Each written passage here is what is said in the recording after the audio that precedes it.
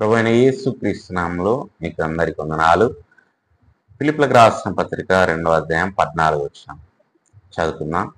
సనుగులను సంశయములను మాని సమస్త కార్యములను చేయుడి. ఈ వచనం నుండి మనము 3 పాఠాలు నేర్చుకుందాం. మొదటగా, విధేయతలో వైఖరి ముఖ్యమైనది.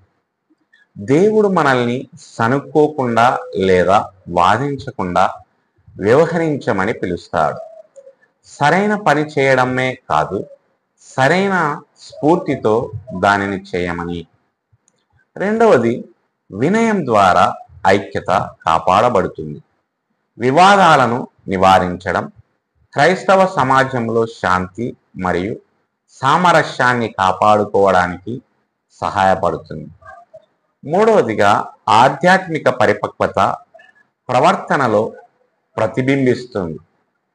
ఫిర్యాదు లేని జీవితం దేవుని దయపై పెరుగుదల మరియు నమ్మకాన్ని ప్రదర్శిస్తుంది.